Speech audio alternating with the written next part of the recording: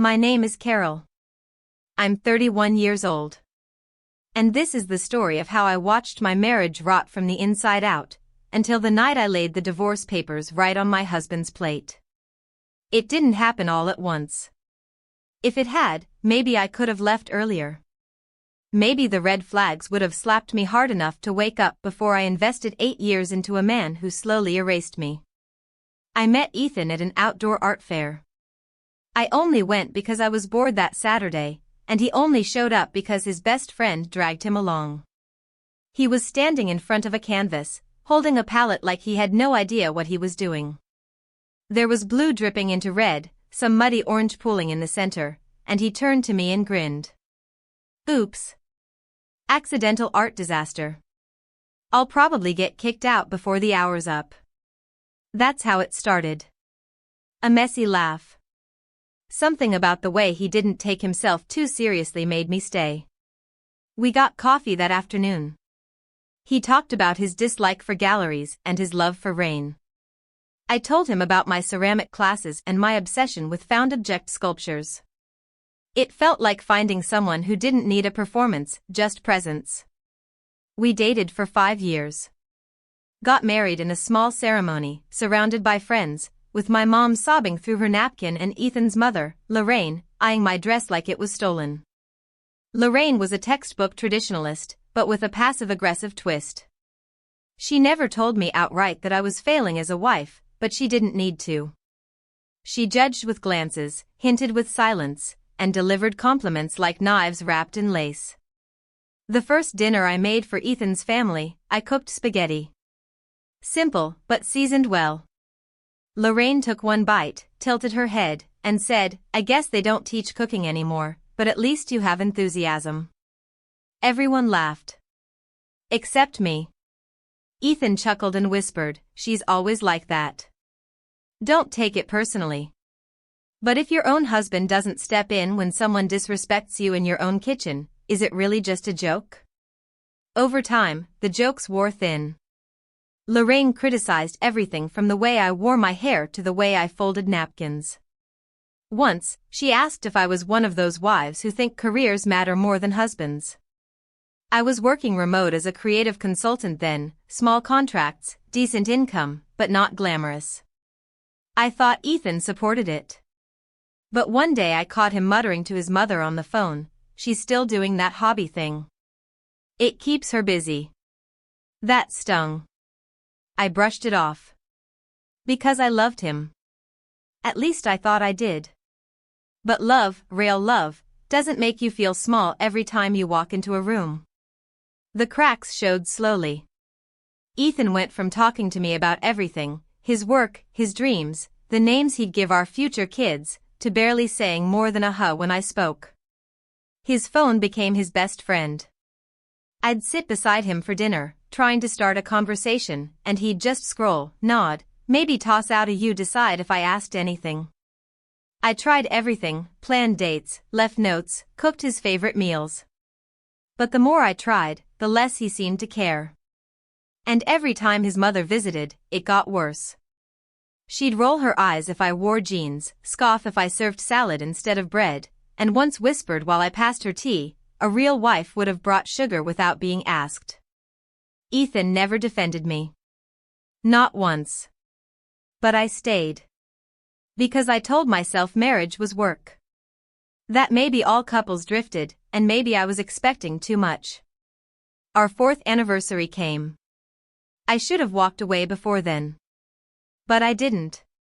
Instead, I spent the entire day preparing a dinner Ethan had always mentioned, honey-roasted chicken like his childhood neighbor used to make. I even swallowed my pride and texted Lorraine for the recipe. She replied, "Chicken, honey, lemon, garlic. The rest?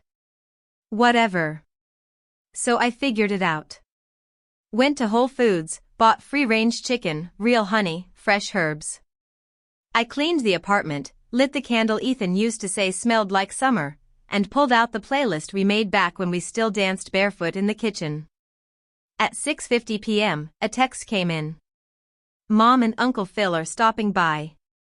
Forgot to tell you. Just a quick visit. No apology.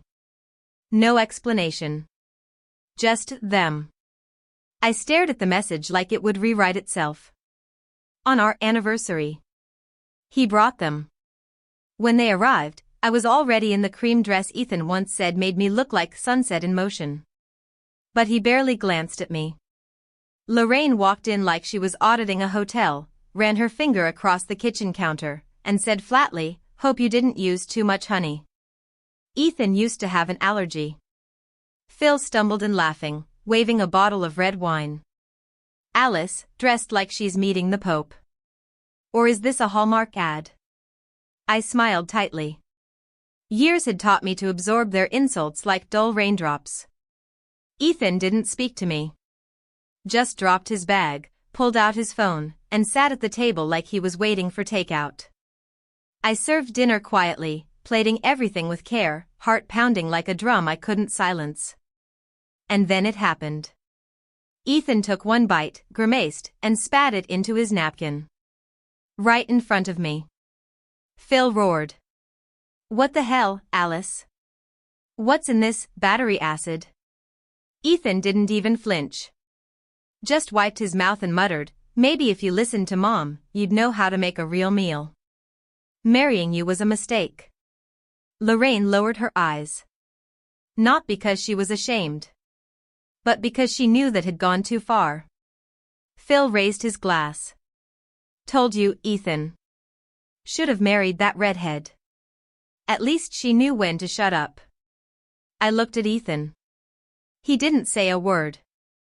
Didn't glance at me. Didn't flinch. I picked up my napkin, folded it gently, and said with perfect calm, "You just buried this marriage with your own mouth. Remember that." I stood. Walked to the door. Phil said something about tsunamis. I didn't hear it. My feet moved on their own. Each step felt like release. I didn't cry. Not one tear. Because sometimes, the soul dries up long before the eyes ever do. When I called my sister Jenna from a gas station parking lot, she said, "Did you bring your keys?" "No," I whispered. "That's fine. Come over. I've got tea." She didn't ask what happened. She didn't need to. She knew. I didn't sleep that night. Jenna's couch was small and lumpy, the throw pillow scratchy, but none of that mattered. My mind wouldn't stop replaying Ethan's words. Not just what he said, but how easily, how comfortably he said them, like it wasn't our anniversary. Like I was just some girl who ruined his dinner and not the woman who had once stayed up all night holding him through a panic attack when his job was in jeopardy. He spat out my cooking. He spat me out. Jenna woke up early, as usual. She didn't try to play therapist. She just set a mug of chamomile tea beside me and said, "Make a list." "What list?" I asked, still dazed. "Of what's yours. What you're taking when you go back. You don't have to decide yet if you're done. But you do need to protect what's yours. Don't let them gaslight you into leaving with nothing." So I sat there, cross-legged on her living room floor, and made a list. It started small. The coffee machine I bought with my first paycheck. The ceramic mug with the tiny crack on the rim, the one I used every morning. My wool blanket. My watercolor set. A photo album of my mom. Then came the harder part. The things I had once thought were ours. The armchair I picked because Ethan loved the gray. The books we bought together on that spontaneous trip to Seattle. The glass wind chime from our first summer as newlyweds. It all blurred. What was mine? What had ever been mine? That afternoon, Ethan texted again. "Where are you? Can we talk?" I didn't reply. Then came a second message. "I'm sorry, but you were wrong too. It wasn't just me." Then, Mom's upset. She thinks we should sit down like a family. Family. That word again. The same family that watched me be humiliated and laughed. The same family that treated me like an accessory. Disposable. I kept the phone face down and picked up my tea. The next day, Lorraine sent a text message that could have doubled as a sermon. Paragraphs. Pages, even. I know Ethan isn't perfect, but marriage is endurance. You walking out like that made the relatives talk. You should come back and be the bigger person. You embarrassed your husband. I didn't reply. I didn't need to. Because nothing I could write would have pierced the fortress Lorraine had built around her twisted beliefs. I wasn't going to try to educate a woman who believed submission was a virtue and a quiet wife was the only kind worth loving. That night, I added something to my list. Divorce paperwork. Not because I was ready, but because I knew I never would be. Some decisions you can't ease into. You either tear off the bandage, or you live your whole life with the wound still festering. So on Tuesday morning, I texted Ethan. I'll be coming by this afternoon to get the rest of my things. Please don't be home. He replied, okay. But of course, I was naive. When Jenna and I walked into the apartment later that day, Lorraine was sitting right in the center of the living room like she owned it. Cream cardigan. Fresh lipstick. Legs crossed. Holding a teacup. Ethan was by the kitchen, arms folded, jaw clenched. I said I'd come when no one was home, I said, voice cold. Lorraine gave a smug little smile. We need to talk. Jenna stepped in beside me. If this is an ambush, don't pretend it's a family meeting. Lorraine didn't flinch. Alice, she said, setting down her cup. You hurt Ethan. You need to own that. The whole family's talking. And what you're doing is not right. I raised an eyebrow. What am I doing, exactly? You embarrassed him. You left over a disagreement. That's not how adults behave in marriage. I laughed. Not out of humor, but disbelief. Hurt him? Because I left after he told me I was a mistake? He was angry, she snapped. People say things. No, Lorraine. Angry is when someone slams a door. This was cruelty. Measured in public. Ethan finally spoke. You're blowing this out of proportion. Jenna scoffed. That's rich. I looked at him, and my voice came out steady. No. I'm finally making it clear. In this house, your silence told me everything. Your silence hurt more than any insult Phil or your mother ever threw at me. Lorraine's face twisted. You're too sensitive. You always have been. I stared at her. Do you know what the most painful part of our marriage was? It wasn't the words. It was how little I mattered. It was how comfortable you all became treating me like I wasn't human. Lorraine rose to her feet. Don't be disrespectful. And don't mistake volume for power, Jenna said, stepping forward. Carol's done being your punching bag. And if you ever speak to her like this again, I promise you, you'll find out how loud we can be. Silence stretched like ice between us. I didn't linger. I turned, walked into the bedroom, and began packing the last of my things. Jenna helped me, neither of us speaking. We didn't need to. I could feel her strength standing next to me. When we were done, I rolled my suitcase out toward the door. Ethan said, "You'll regret this." I turned slowly. "No," I replied. "I regret not leaving sooner." We walked out. I didn't look back. The hallway felt warmer than that apartment had in months. Outside, the air was cold, but I could breathe. Back at Jenna's, I printed the divorce papers and placed them into a bright yellow envelope. "I'm dropping this off on Friday," I told her. She didn't ask if I was sure. She just said, "Want me to come with you?" I smiled. "Please." Friday morning was overcast, the sky a flat stretch of gray that felt appropriate. Not dramatic. Just honest. I didn't need a storm to match my mood. I'd lived through the storm already. Now I was standing in the calm that follows destruction, where you can see clearly, maybe for the first time. Jenna and I pulled into the driveway of the apartment I used to call home. I had 2 suitcases with me. One for clothes, the other for pieces of a life I was no longer interested in sharing. Inside was quiet. Still. The coffee machine was unplugged. The kitchen sink was empty. No music, no movement. Just stillness. Like the apartment itself was waiting to exhale. I moved quickly. Packed the last few sweaters from the bedroom closet, gathered my old sketchbooks from the shelf, retrieved the wind chime from the back patio. Every object felt like it came with a memory, some warm, most dull, muted, like the memory of someone who had forgotten how to love you but hadn't realized it yet. On the coffee table, I placed the yellow envelope. Inside it, the signed divorce papers. Every line carefully filled out. No extra words. No dramatic letter. Just my name, my decision, and the end of a script I never wanted to keep reading. I added one more envelope on top, a smaller one, with the apartment key inside. Then I left. 3 hours later, my phone buzzed. Ethan. I didn't answer. 2 more calls. Then a message. What the hell did you just do? I stared at it. No emotion stirred. No guilt, no fear. Just the same clarity I'd woken up with that morning.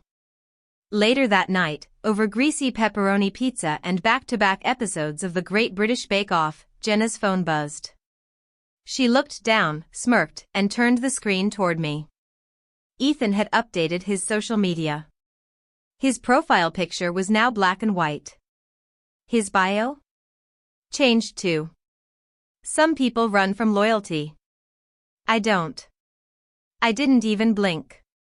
2 days later, I started getting screenshots from mutual acquaintances. Messages like, "Are you okay? Ethan seems really torn up. I heard you left over a dinner." That can't be the whole story. Everyone's shocked. You two were goals. I answered none of them. They didn't know. They never saw the way Ethan would ignore me at dinner. The way he'd let his mother pick me apart, insult after insult, until I felt like I was shrinking right there at the table. They never heard how quiet the house got after his snide remarks.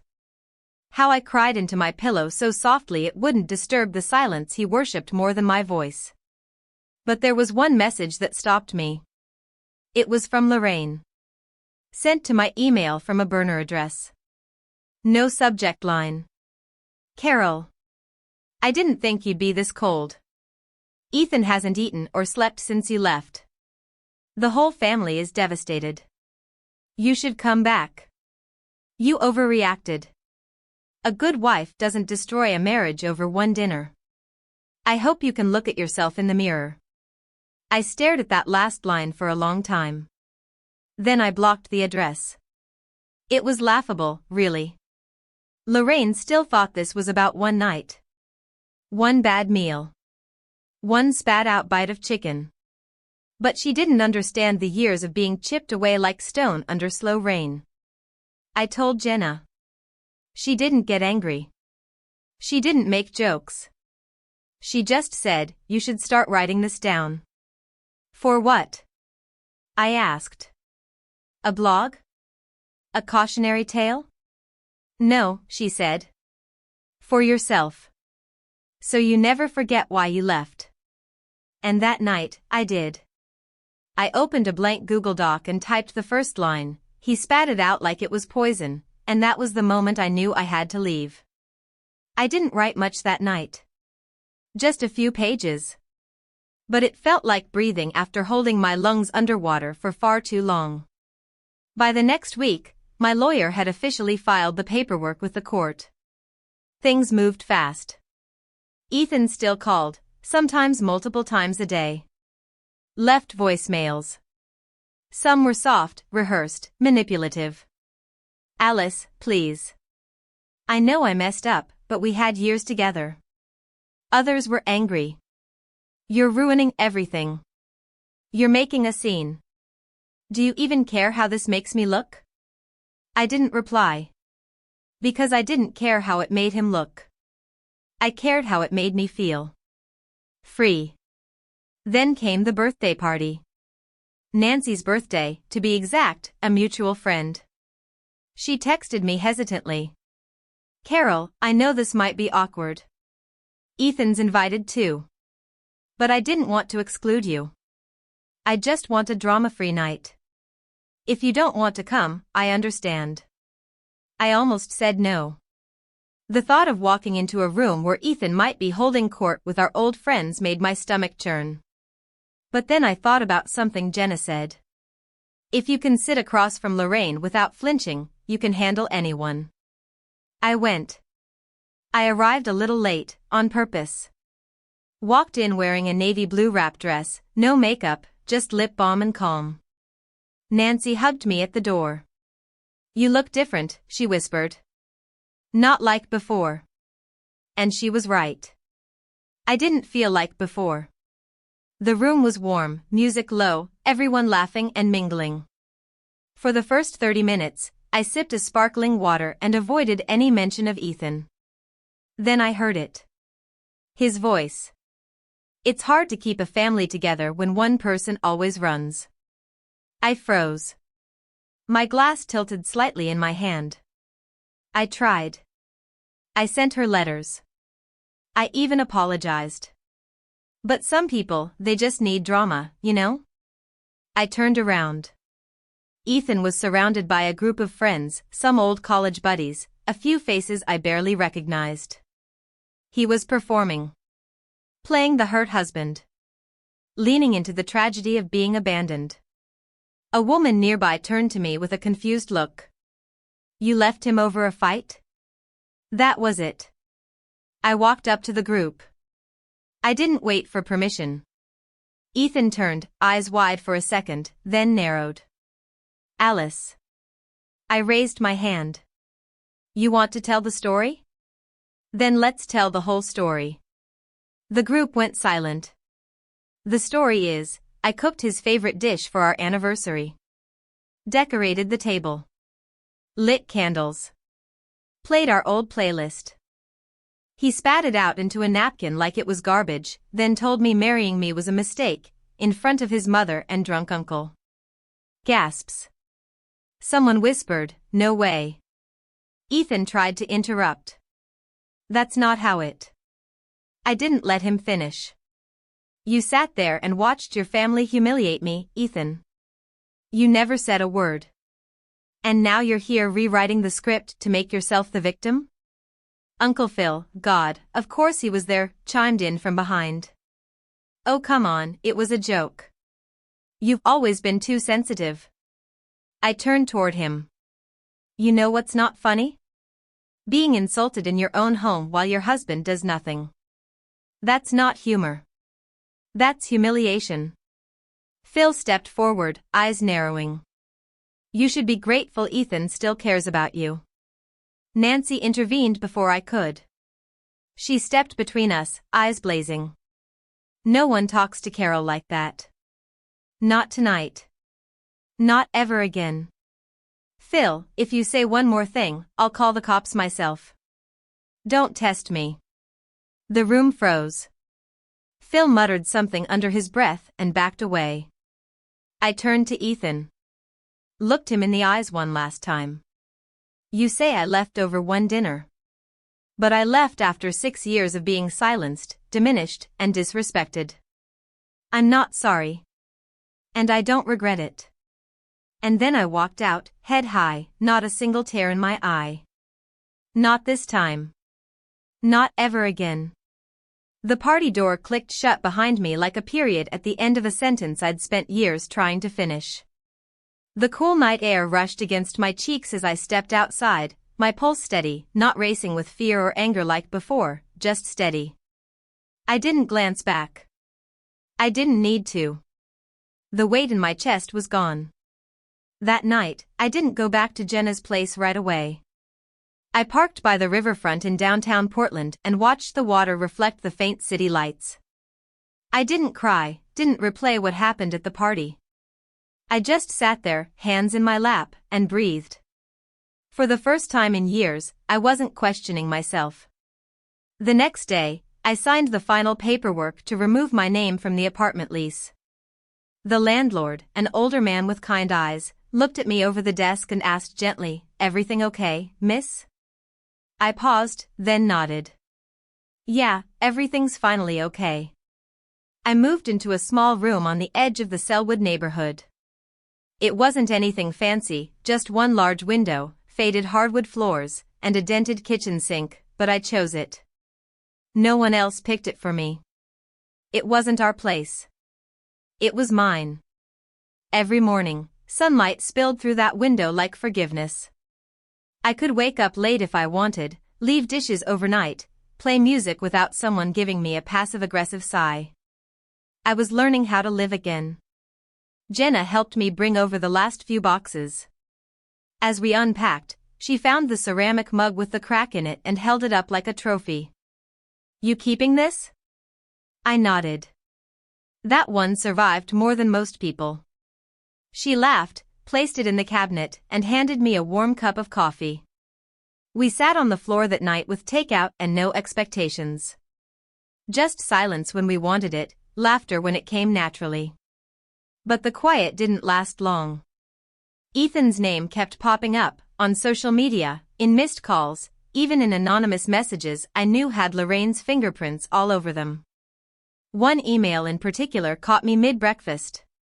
"Carol, you need to understand that no one's perfect. Marriage is work. Ethan is devastated. His sister told me he hasn't been eating or sleeping. You can't throw away a man's dignity over one misunderstanding. A good woman knows how to preserve her family, not destroy it." Lorraine still thought this was about chicken. Still believed I was a bad wife because I didn't tolerate verbal abuse disguised as tradition. I blocked the address. Again. Ethan's online presence became a slow, desperate campaign. He started posting vague quotes about betrayal and loyalty. Switched his profile picture to a moody black and white photo of the ocean. His bio changed again. "When loyalty isn't reciprocated, walk alone." It would have been laughable if it weren't so pathetic. Mutual friends reached out. Some of them genuinely wanted to check in, others were just fishing for gossip. "You okay? Ethan said you snapped out of nowhere. Did something big happen or just built up tension?" I stopped trying to explain. Because people don't need to understand your storm to know you're standing in the rain. And I had stood there long enough. The real friends, the ones who mattered, started to show up. Michelle, a college friend I hadn't seen in nearly 4 years, sent me a message out of nowhere. Saw one of Ethan's dramatic posts. Thought I'd check in. "Are you okay?" We met for coffee. What started as a short catch-up turned into a 3-hour conversation about everything except Ethan. We talked about art, our 20s, childhood nostalgia, and where we saw ourselves 10 years from now. It felt like I was reintroducing myself to the world, and the world was finally listening. Jenna, as always, remained the anchor. She brought me coffee each morning. Sat with me through random silences. Some days she said nothing. Other days she'd say, "You're glowing today," without pretense or performance. One afternoon, she looked at me while I was journaling and said, "I mean it. You should write this into a book." I shook my head. No one wants to read about a failed marriage and a roasted chicken. She leaned back on the couch. Then write it for the woman who thinks she's overreacting when her husband belittles her. For the woman who keeps quiet at dinner parties while people laugh at her. Her voice softened. Write it for the woman who thinks silence is strength. I didn't reply, but something in me shifted. Maybe I would. Not for revenge. Not for sympathy. But for someone else like me, who needed to hear that quiet suffering isn't love, and leaving isn't failure. The next week, I started the process of selling some of the things I brought back from the apartment. The blanket Ethan never used, The wind chime he once called annoying, the tea set Lorraine said was too colorful for a proper home. I didn't need reminders. I needed room. Room for the woman I was becoming. A month after the party, I received one final voicemail from Ethan. It was shaky. He sounded tired. I don't know who you are anymore. You left like I meant nothing to you. You let everyone think I was a monster. What are you trying to prove? That you're better off without me? I didn't respond. I didn't need to prove anything. He knew the answer. A week later, I walked into a small bookstore downtown and bought a leather-bound journal. The first page I filled with only one sentence. He spat it out like it was poison, but I knew I wasn't the one who was toxic. 2 months passed. By then, the divorce process was well underway. Papers had been filed, court dates set, and I had officially taken back my last name. It was a quiet but powerful moment, seeing my signature on those forms without the tether of Ethan's name underneath it. A name that once meant everything. Now, it was just a ghost I had finally stopped chasing. I still saw Ethan's name in my phone occasionally, voicemails I never opened, texts I never read. His attempts had shifted from blame to nostalgia. Photos of old vacations. A song from our first dance. A picture of our wedding cake with the caption, "Can we ever go back?" No, Ethan. We can't. Because we doesn't exist anymore. Then came Nancy's second message. This one felt more like a trap than an invite. My birthday's still on for next Saturday. I invited you both before everything happened, and I can't uninvite Ethan now, but I'll keep it respectful. I promise. He might show. But I'd really like you to be there. I debated. 4 days. Not because I missed Ethan, but because part of me still feared facing the crowd who didn't know the truth. Who might only see the angry wife who left her husband over a dinner. I talked it over with Jenna, who immediately offered to go with me. But I shook my head. I need to do this alone. I didn't want backup this time. I wanted closure. So I went. The party was at a community center downtown, with string lights, soft jazz, and people milling about with glasses of wine and polite laughter. I wore a soft burgundy blouse and black jeans. No jewelry. No statement. Just presence. Nancy lit up when she saw me. I'm so glad you came. I nodded. Let's just see how long I last. For the first hour, everything was fine. A few people gave me cautious hugs. Others avoided eye contact altogether. Some clearly didn't know what to say, smiling too hard, like I was contagious. Then, out of the corner of my eye, I saw him. Ethan. He was standing by the drink table, surrounded by 2 of his old buddies. He looked thinner. Hair messier. But not sad. No, Ethan wasn't broken. He was performing broken. And just like before, he started speaking loudly enough to be overheard. It's just tough, you know? She left, blocked my number, never even said goodbye. No real explanation. Just gone. One of the guys nodded sympathetically. Another one, Trevor, gave me a glance over his shoulder. I sipped my drink. Waited. Ethan kept going. I know I wasn't perfect. But what marriage doesn't have one bad night? What kind of person throws it all away over a single fight? And that was it. I stepped forward, slowly, calmly, placing my glass down as I entered the circle. Ethan's eyes widened for a second. He didn't expect me to engage. Tell the full story, Ethan, I said. My voice was clear, not raised, just firm. He opened his mouth, but I beat him to it. Tell them how I cooked your favorite childhood dish on our anniversary. How I lit candles, played our playlist, dressed up. How I even texted your mother for the recipe. A hush fell over the group. Tell them how you spat it out in front of your mother and uncle. Called me a mistake. And then sat there while your family laughed at me. Gasps. A woman behind Ethan covered her mouth. Trevor blinked. Wait, what? Ethan looked panicked. It wasn't like that. It was like that, I said, louder now. It is like that. And if you're going to keep telling this story, make sure you include the parts where you stood silent while I was humiliated in my own home for years. Phil suddenly appeared, of course. Like a bad smell that lingered. Oh come on, Alice. Still crying over one joke? I turned to him slowly. You once said I wasn't a real woman because I burned the garlic bread. You laughed when I was serving you. You said I should have been grateful Ethan even married someone like me. He froze. Eyes flickered around the room.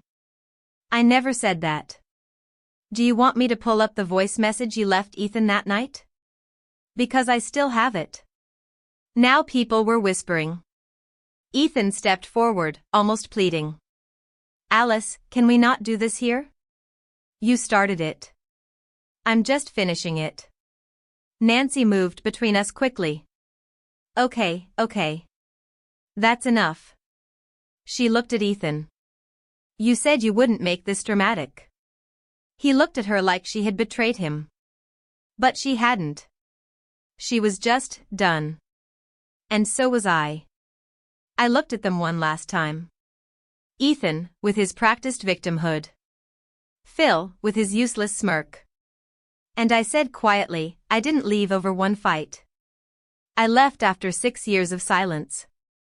Of being treated like a guest in my own marriage. Of sacrificing everything and still being told it wasn't enough. I walked out. Not storming. Not crying. Just walking. And behind me, I heard a woman say, I can't believe he really did that. But I didn't turn around. Because I wasn't walking away. I was walking home. I didn't hear from Ethan again after that night at the party. Not directly, anyway. But his social media posts spoke louder than any voicemail. He was deep into his performance arc now, cryptic quotes, sad songs, dramatic sunsets with captions like, when you love someone too much, they'll always find a way to punish you for it. Some wounds don't heal because the knife is still in their hand. People commented things like stay strong, man, and she'll come around. But I didn't come around. I didn't even circle the block. Because I was done. Truly done. There's a silence that hurts, and there's a silence that heals. I had lived in the first for too long. Now, I was finally in the second. I focused on building my new life, small but mine. I painted again. I made late-night tea without judgment. I applied for a grant to teach an art workshop for at-risk teens. I said yes to brunch with old friends, no to guilt, and maybe to writing that book Jenna kept talking about. One Thursday afternoon, as I watered the potted basil on my windowsill, my phone buzzed with a message from an unknown number. You'll always be the villain in someone else's story. Hope it's worth it. No signature. But I didn't need one. It reeked of Lorraine's bitterness. She couldn't believe I had left without permission. That I didn't beg to be let back into the role of obedient daughter-in-law. I blocked the number. The next day, I got a letter in the mail. Handwritten. From Lorraine. Carol. I hope you'll one day come to your senses. Ethan hasn't been the same. He barely eats. He's become a shell of himself. We all make mistakes. But good women fight for their marriage. You're making yourself look cruel. I spoke to your mother at the store the other day. Even she said she never imagined you'd be this cold. I hope you reflect on what kind of legacy you're leaving behind. Legacy? The woman who once said, a good wife should keep her laptop closed if her husband's hungry, was now lecturing me about legacy? I folded the letter, slid it into a box labeled for court, if needed, and locked it away. That weekend, I attended a local art showcase. A young woman named Esme approached me, she was one of my former interns back when I worked for that design agency 3 years ago. She wore bold eyeliner and a confidence I didn't remember her having before. "I saw your name on the vendor list and had to come say hi," she said, beaming. "I saw your name on that blog post too." My brows lifted. "What blog post?" She pulled out her phone and showed me a blog titled "Women Who Walked Away," and there it was. Someone had found my anonymous post, the one Jenna convinced me to write, and had quoted it. He spat it out like it was poison, but I knew I wasn't the one who was toxic. Esme touched my shoulder. "I just wanted to say, thank you. I left my boyfriend last year. Your story helped me feel like I wasn't crazy." I didn't know what to say. Just nodded.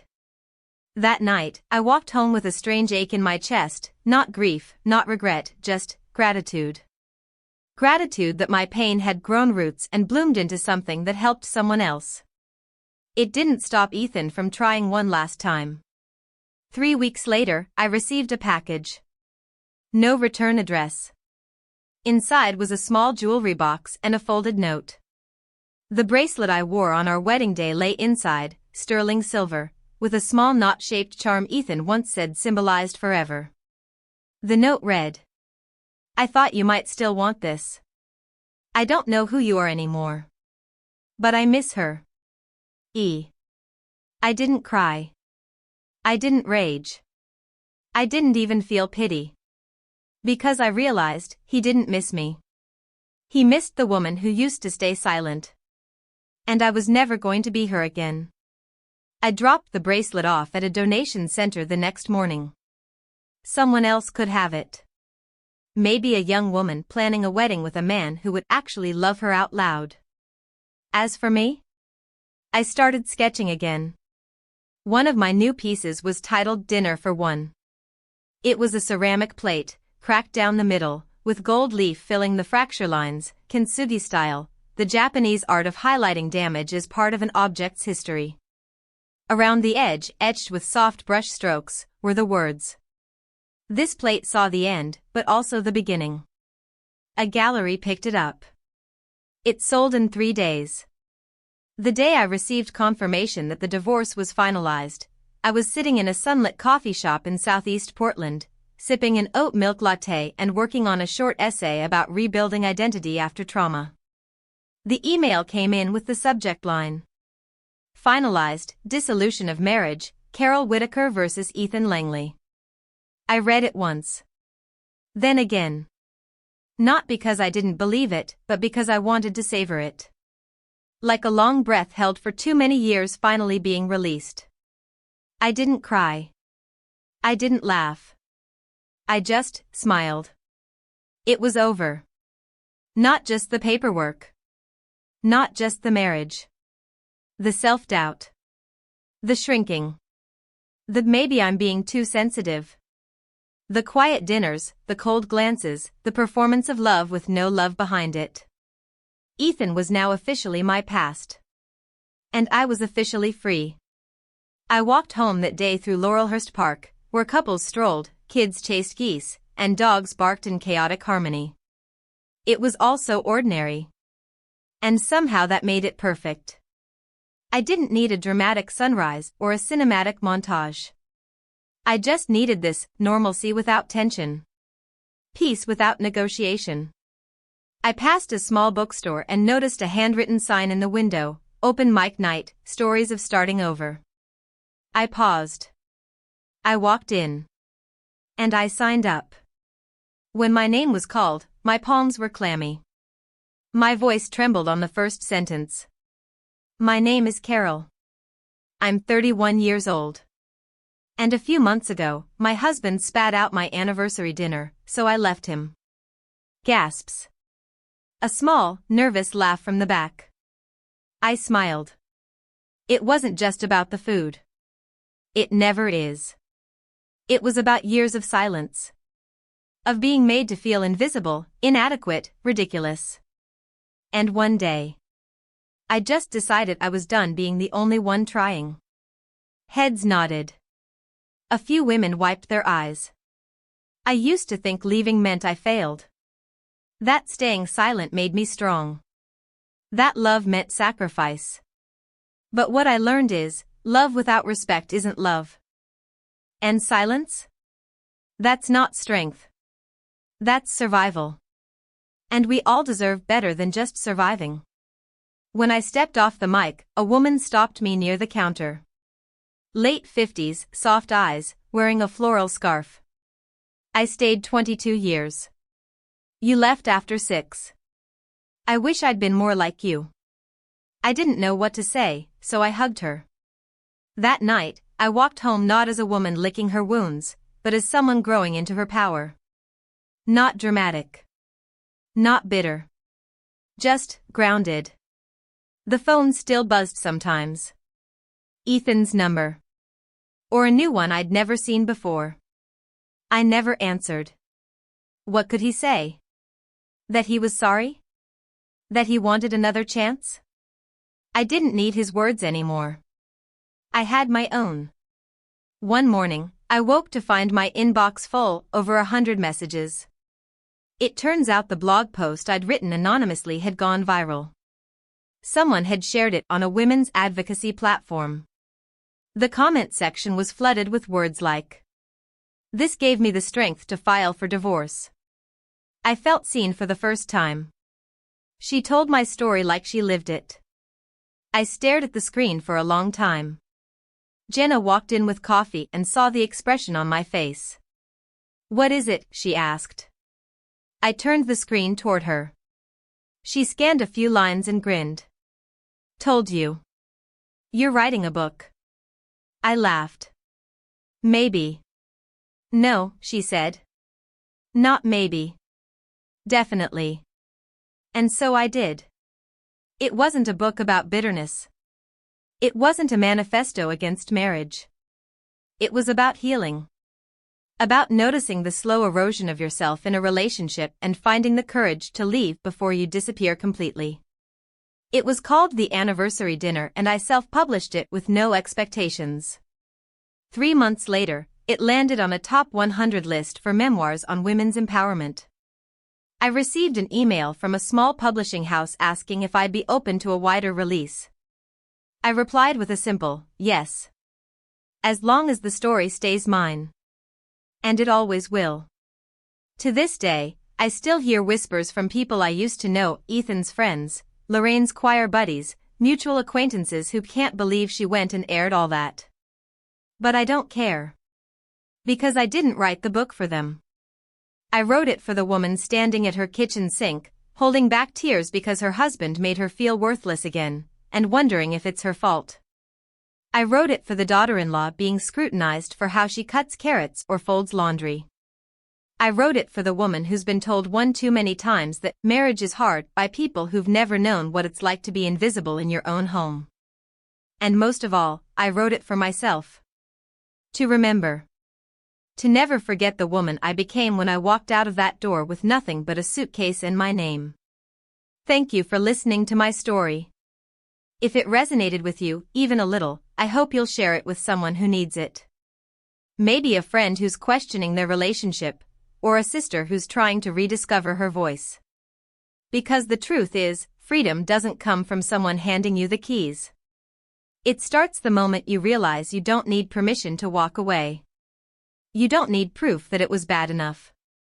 You don't need to explain yourself to people who never saw the bruises silence leaves. You just need to choose yourself. And when you do, you'll never go back to who you were before. Subscribe for more powerful stories about love, loss, and the quiet strength it takes to stand back up. And if you've ever left the table when love stopped being served, know this. You are not a failure. You are a survivor. And survivors don't need to apologize.